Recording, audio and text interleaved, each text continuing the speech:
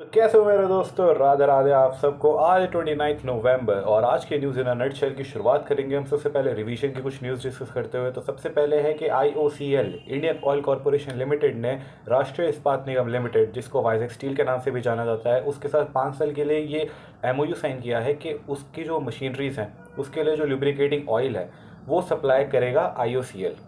Vizag steel के machineries के लिए जो लुब्रिकेटिंग एंड हाइड्रोलिक ऑयल है वो सप्लाई करेगा IOCL। बट ऐसी न्यूज़ मुझे पर्सनली बिल्कुल नहीं पसंद। But why I am telling you this because मेरा जो अप्रोच रहता है वो तो हमेशा ये रहेगा ना कि आपको इन न्यूज़ से हटकर कोई ढंग की चीज़ बताई जाए। ये न्यूज़ तो कोई भी कहीं पर भी पढ़ लेगा। The point of the cool school is that आपको पता चले कि ऑयल मार्केटिंग कंपनी और ऑयल प्रोड्यूसिंग और एक्सपोर्टिंग कंपनीज में क्या फ़र्क होता है। तो जैसे ONGC जो है वो ऑयल क्या करता है, एक्सटॉर्ट करता है।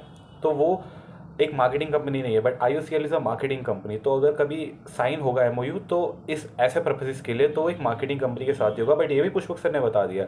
बट इसके अलावा आपको एक और चीज़ पता होनी चाहिए, वो है कि इससे रिलेटेड जो एक चीज़ मेरे को लग रहा है वो भी पता होनी चाहिए, वो है ओपेक। ओपेक ग्रुप होता है। ओपेक की फुल फॉर्म ही है OPEC। क्या है इसका, organization of petroleum exporting countries. तो वर्ल्ड में कुछ एक्सपोर्टिंग कंट्रीज़ है जो पेट्रोल एक्सपोर्ट करते हैं, क्योंकि उनके वहाँ पे पेट्रोल बहुत ईजिली मिल जाता है। फॉर एग्जांपल अपना हो गया ये इराक हो गया, ईरान हो गया, कुवैत हो गया, सऊदी अरेबिया हो गया, वेनेजुएला हो गया। अब इनके अलावा कुछ और भी कंट्रीज़ है वर्ल्ड में जहाँ पर पेट्रोल और जो ये क्रूड ऑयल है ये सब मिलता है। तो वो जो कंट्रीज़ हैं वो भी एक ऑर्गेनाइजेशन के मेंबर है, उसको बोलते हैं OPEC+।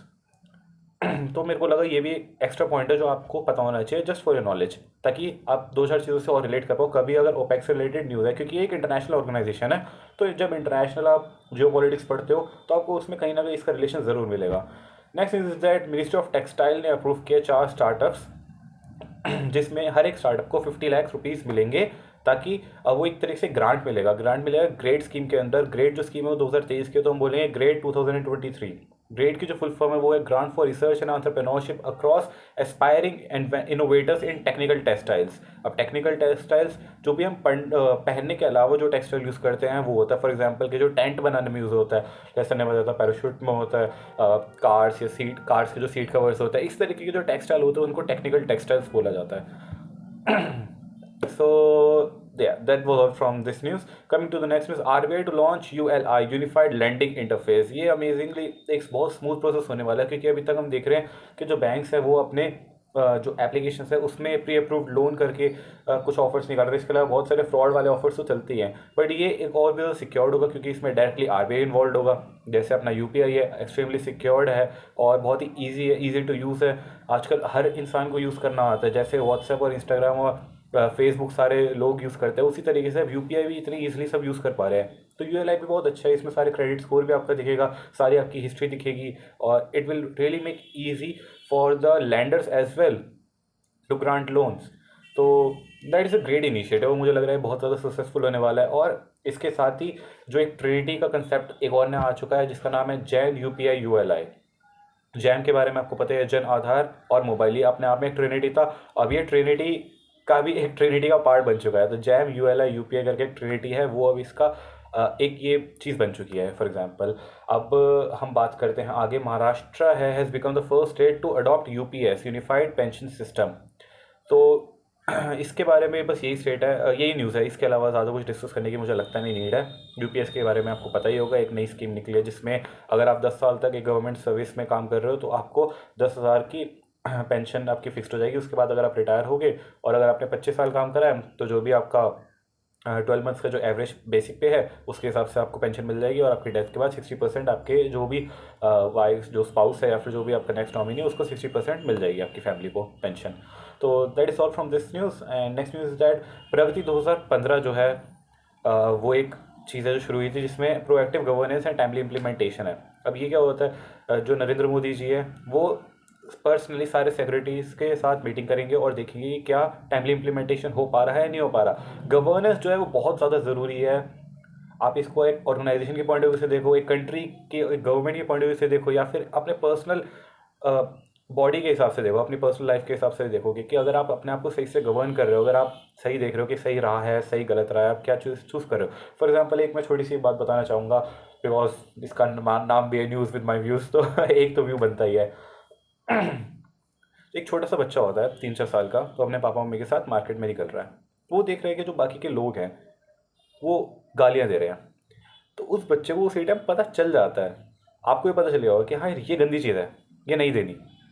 इसमें घर वालों से पूछने की ज़रूरत नहीं है कि पापा वो इसका क्या मतलब होता है, मम्मी वो उसका क्या मतलब होता है। आपको पता है ना कि वो गाली है, किसी ने आपको बताया नहीं है। सिमिलरली अगर कोई सिगरेट पी रहा है तो आपको पता चल जाता है कि हाँ ये गलत चीज़ है। तो ये बहुत क्रिस्टल क्लियर होता है अगर 4 साल के बच्चे को पता है कि क्या सही है क्या गलत है। और ये लाइफ के बहुत सारे डिसीजन में हमें पता होता है कि क्या सही है और क्या गलत है, लेकिन स्टिल हमारी कभी बुद्धि भ्रष्ट हो जाती है, कभी कभी ईविल आ जाता है हमारे माइंड में के अंदर, और जिसकी वजह से हम गलत राह चूज़ कर लेते हैं। तो इसलिए मैं कहता हूँ कि कभी भी अगर सही और गलत में से चूज़ करना हो ना, तो हम कई बार अच्छी चीज़ चूज़ कर लेते हैं, जो चीज़ हमें अच्छी लग रही होती है, बट वो चीज़ हमें नहीं करनी होती, हमें हमेशा सही चीज़ चूज़ करनी चाहिए। And that is what Pragati is all about. वो देख रहे हैं कि क्या गवर्नेंस सही से हो पा रही है या नहीं हो पा रही है, और इसका टाइम इम्प्लीमेंटेशन हो पा रहा है या नहीं हो पा रहा है। जो हमारे अंडर प्रिविलेज लोग हैं, जो आम आदमी है, जो आम जनता है, क्या उनकी सुनवाई ढंग तरीके से हो पा रही है या नहीं हो पा रही है। That is the whole purpose of Pragati 2015। बहुत अच्छी बात है कि मोदी जैसे है 2014 में, अगले साल से उन्होंने ये चीज़ शुरू कर दी है। अब बात करते हैं न्यूज़ इन अ नटशेल की। तो सबसे पहले तो जो एविएशन सेफ्टी अवेयरनेस वीक मनाया जा रहा है अभी, और जो हमारे एयरपोर्ट अथॉरिटी ऑफ इंडिया के चेयरमैन है वो है विपिन कुमार जी, और इससे रिलेटेड जो हमें मेन चीज़ जो डिस्कस करनी है वो है उड़ान, उड़े देश का नाम आम नागरिक। तो उड़े देश का आम नागरिक ये स्कीम शुरू कर गई थी 2016 में। 2017 में इसकी फर्स्ट फ्लाइट हुई थी। इनिशियली इसका जो प्लान था वो ये था कि आम आदमी तक एक फ़्लाइट की जो सुविधा है वो पहुंचाई जाए।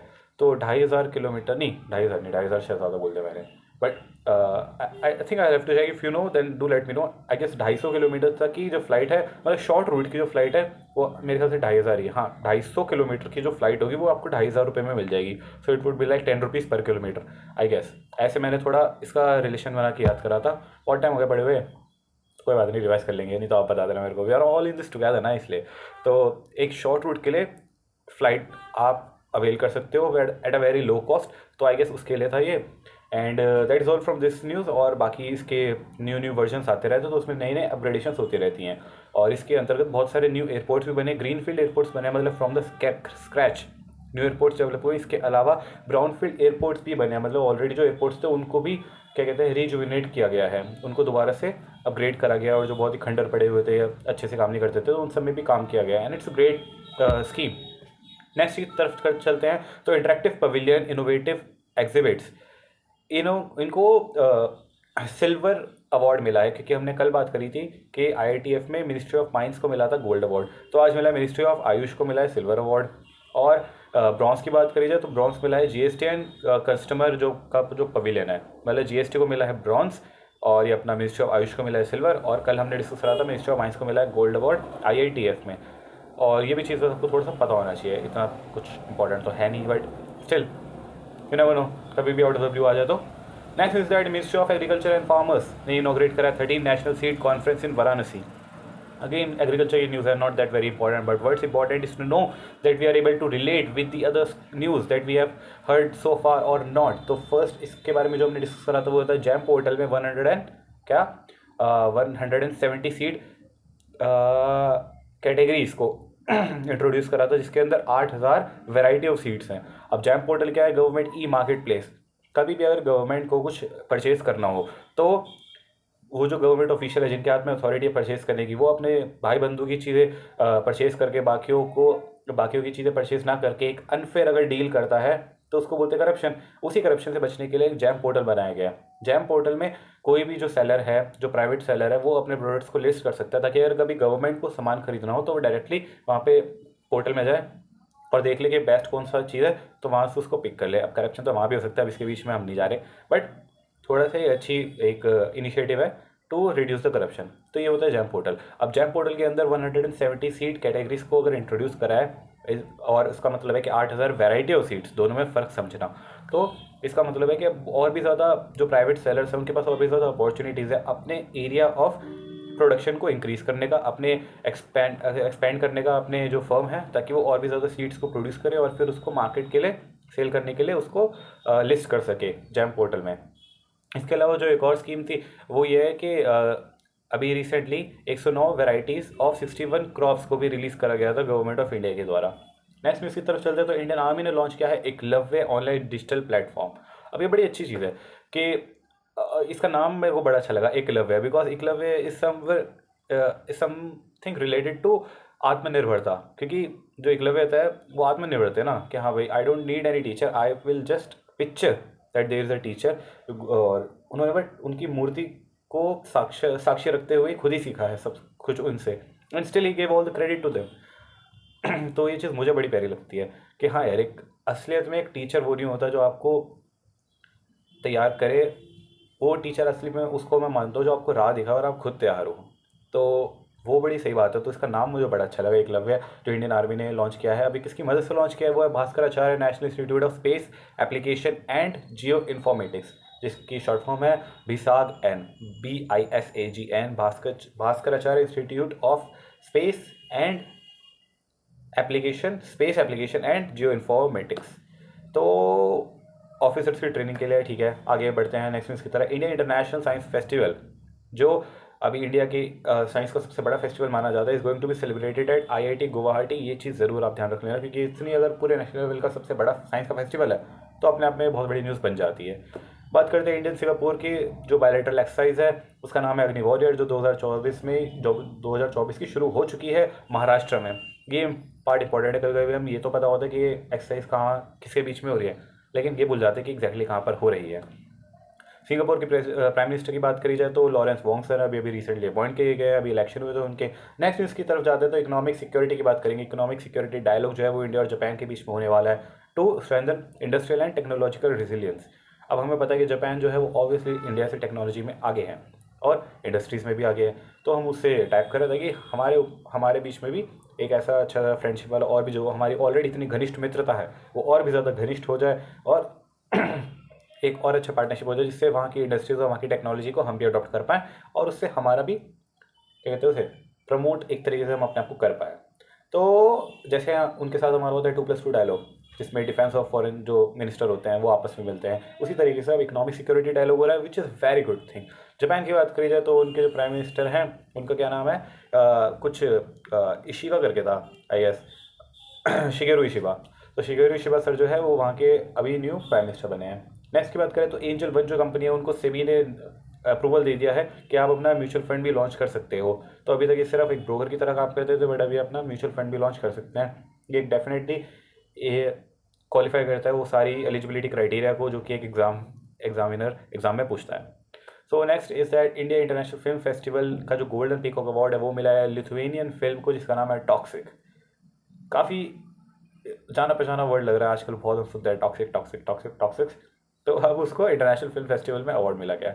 इसके अलावा जो इंपॉर्टेंट जो अवार्ड है वो लाइफ टाइम अचीवमेंट अवार्ड की बात करेंगे, तो जिसका नाम होता है Satyajit Ray lifetime achievement award, और वो मिला है क्रॉसिंग नाम की मूवी को। ठीक है, तो दैट इज़ ऑल फ्रॉम। अच्छा, वो लाइफ टाइम अचीवमेंट अवार्ड जो मिला है वो क्रॉसिंग नाम की मूवी को नहीं मिला है, वो मिला है एक्चुअली ऑस्ट्रेलियन डायरेक्टर, क्योंकि एक पर्सन को मिलता है मूवी को नहीं मिलता। आई एम सॉरी, बड़ा गला खराब हुआ है आज, तो क्या करें, दिल्ली में कोई नई बात तो है नहीं। ऑस्ट्रेलियन डायरेक्टर जो है फिलिप नॉइस को मिला है ये अपना Satyajit Ray lifetime achievement award. Next news की तरफ चले तो इंडिया, जॉर्डन और ग्रीस आई हैं इजिप्ट में। तो 4 कंट्रीज हो गए, India, Norway, Greece and Egypt, for their tactical leadership programme. अब टैक्टिकल का मतलब क्या होता है, एक तरीके से इसको अगर मैं थोड़ा रिलेट कर पाऊँ तो स्ट्रैटेजी के साथ बोल सकता हूँ कि एक स्ट्रैटेजी होती है किसी भी काम करने की, तो उसको हम बोलते हैं नॉर्मली यार ये मेरी टैक्टिक्स थी। तो वो स्ट्रैटेजी को डेवलप करने के लिए इंडिया, जॉर्डन, ग्रीस और इजिप्ट मिलकर इजिप्ट के अंदर एक टैक्टिकल लीडरशिप प्रोग्राम के लिए मिले हैं। नेक्स्ट न्यूज़ की तरफ चले तो India tested nuclear capable ballistic missile with a range of 3500 kilometres from a nuclear powered submarine. कौन सी submarine? INS Harighat, Bay of Bengal से। ओके, नेक्स्ट न्यूज़ की तरफ चले तो इंडिया टेस्टेड। अच्छा, ये तो हमने पढ़ ही लिया। ओके, तो ये होगी सारी आज की न्यूज़। कमाल है, बड़ी जल्दी हो गई। अरे जल्दी नहीं हुई, काफ़ी टाइम हो गया। ओके, तो मैं भी चलता हूँ, I am getting late for the office. मिलेंगे फिर कल। और अगर आपके सारा कंटेंट रिटन फॉर्म में चाहिए टू रिवाइज तो द कूल स्कूल टेलीग्राम पे सर्च कर लो और जुड़ जाओ, और वहाँ पे हर रोज़ रात को क्विज भी होते हैं जिससे आप इसको रिवाइज भी कर सकते हो। सो और अगर कोई डाउट हो regarding any question related to any subject, do let me know in the comment section, और द कूल स्कूल के डिस्कशन ग्रुप में भी आप पूछ सकते हो। बहुत ही धुरंधर लोग बैठे हुए हैं, ज़रूर आपकी मदद करेंगे। कल मिलते हैं। Thank you so much, I am proud of you.